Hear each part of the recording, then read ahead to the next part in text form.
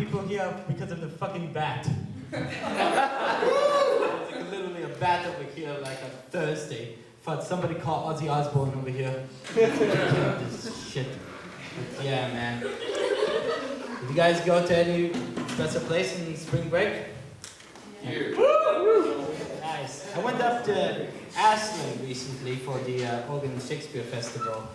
If you guys don't know it, it's south of Talent and north of Weed. Very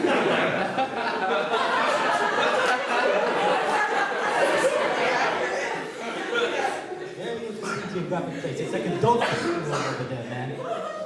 Dope Disney world. So I went up there.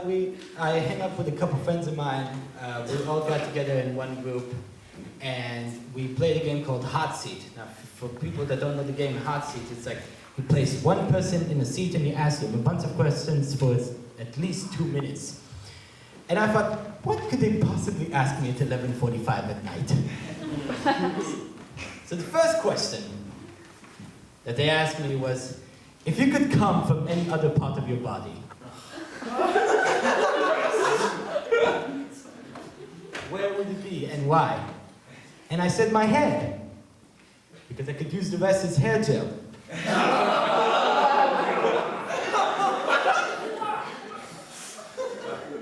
See, it's called comedy for a reason.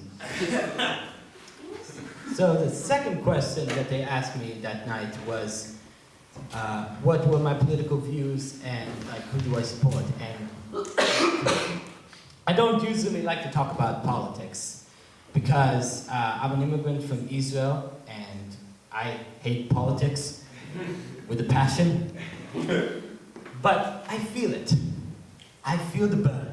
You guys feel the burn? Yeah! You feel the burn? Of course. You feel the burn? Yeah. Say yes, please. Yeah! That's right. Obviously, there's a lot of presidential race tensions going on right now. On the Democratic side, we have Senator Bernie Sanders with initials that spell BS. Every time that he speaks, though, there's no BS that comes out of his mouth. On the other Democratic side, though, we have Hillary Clinton. And look, I get this question a lot. This event is called Hilarity for Charity, not Hillary for Charity. She's only a charity case on her own. On the Republican front, we have Senator Ted No-Speaking Cruz from Texas. And ex-celebrity apprentice judge Donald Trump.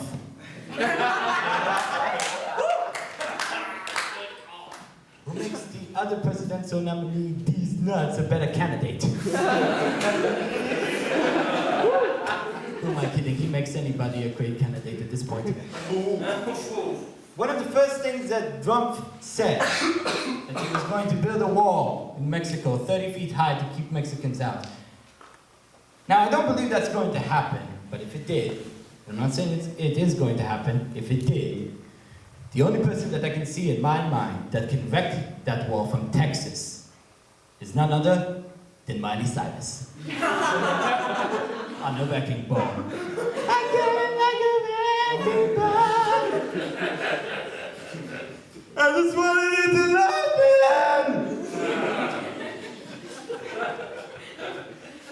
Immigrant jokes. So, I mentioned before that I'm from Israel.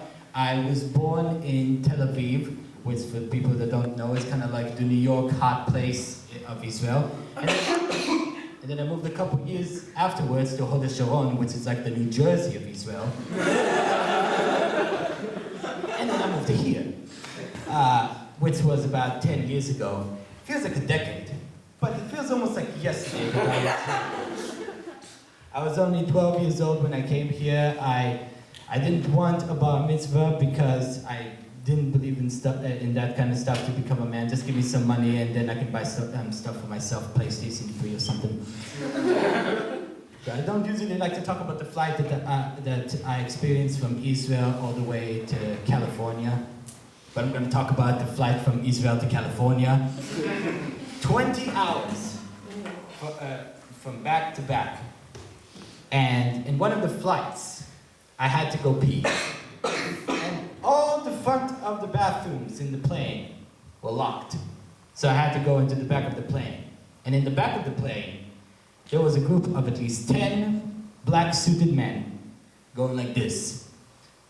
This kind of reminds me of a mechanical bird drinking water. And I didn't know if they were holding their pee, or they were praying that they were holding their pee, or a combination of both. But either way, you know, whichever works, I stayed there with them for about 20 minutes. And as I was scruffing and handling my 12-year-old beard,